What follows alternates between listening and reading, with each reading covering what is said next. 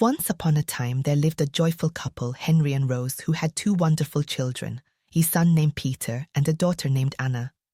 Their home was filled with laughter and love. In the evenings, Henry would tell playful stories by the fire while Rose tucked the children into bed, singing soft lullabies that filled the house with warmth. "Peter, promise me you'll always look after your little sister," Rose often said with a smile, her gentle hand on Peter's shoulder. "I promise, Mother." Peter replied earnestly, while Anna hugged Rose tightly, giggling at her brother's serious tone. These happy moments were the foundation of their family, but tragedy struck when Rose fell gravely ill and passed away. Her absence left Henry devastated and the children without their beloved mother, shattering the harmony that once defined their lives. Hoping to restore stability and joy, Henry remarried a woman named Margaret. At first, Margaret seemed kind and caring, treating Peter and Anna with affection. However, her sweetness was short-lived.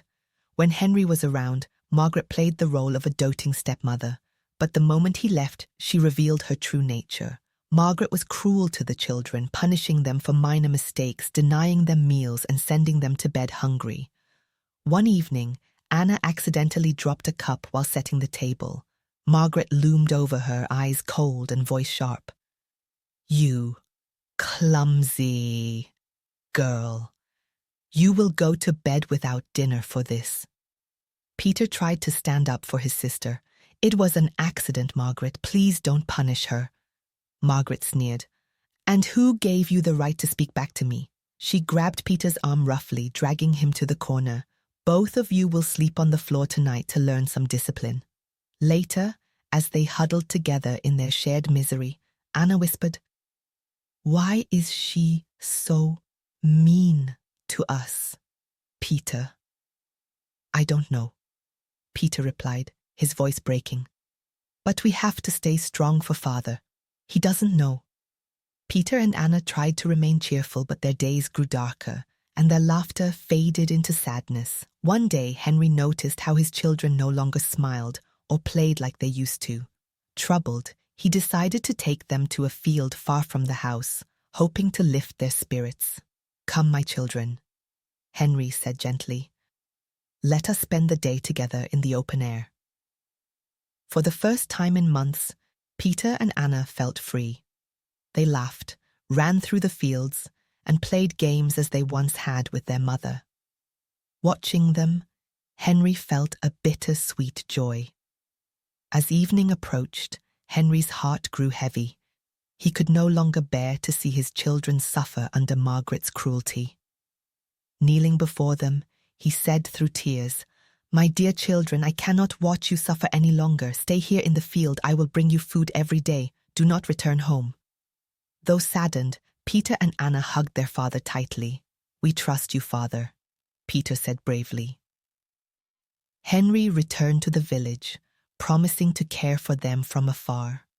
At first, he kept his word, sending food daily. However, Margaret discovered his plan. Filled with spite, she replaced the food with husks, ashes, and scraps wrapped in banana leaves. Instead of meat and fish, she sent them rats and chicken droppings. Peter and Anna endured the terrible food, surviving instead on wild berries, maize, and crops they gathered in the field. They found strength in each other, comforting one another through their struggles. Months passed before Henry could visit his children again. When he arrived at the field, he called out, "Peter, Anna, where are you?" To his shock, two monkeys swung down from the treetops. Tears filled his eyes as he recognized his children. "It's me, your father. What has happened to you?" Peter, now with a monkey's form, replied, "Father, we could no longer live as humans. Margaret's cruelty drove us to this life. We eat the forest's food now, and the trees are our home, but we still love you deeply." Henry wept as Anna added, "Do not be angry with yourself, Father. You did what you could. We will always be grateful for your love." Henry's heart broke as he listened to his children. "If this is the life you choose," he said softly, Promise me. You will stay far from humans. Do not let them harm you." The children agreed and watched their father leave with a heavy heart. Back in the village, Henry confronted Margaret. "I married you to care for my children, but you betrayed my trust," he said sternly. "You failed as a wife and a stepmother. Leave this house and explain to your family why you were sent away." Margaret fell to her knees, tears streaming down her face. "Please, Henry, forgive me. I didn't mean to harm them," she cried, her voice trembling. Henry's face remained stern, his fists clenched at his sides. "Didn't mean to harm them, Margaret. They were my children and you treated them worse than animals. You fed them ash and scraps while they starved and suffered. How could you?" Margaret crawled closer, her hands clasped in desperation. "I was jealous. I felt like an outsider in this family. I thought they would turn you against me."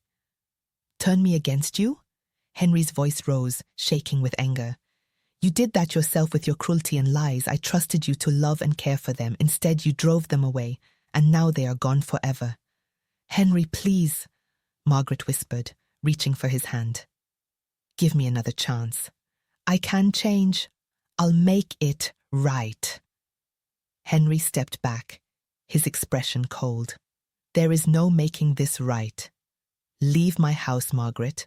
Go back to your family and explain to them what you have done." Her pleas turned to wails, but Henry's resolve was unshaken. Without another word, he turned away, leaving Margaret sobbing on the floor. He sent her back to her father's home, unable to bear her presence any longer. Though his house was now empty, Henry held on to the memory of his children, vowing to honor their love and resilience forever. Thank you for watching. If you enjoyed this story, please like, comment, and subscribe to our channel for more engaging tales. Let us know in the comments what lesson did you learn from this story. We'd love to hear your thoughts. See you in the next video.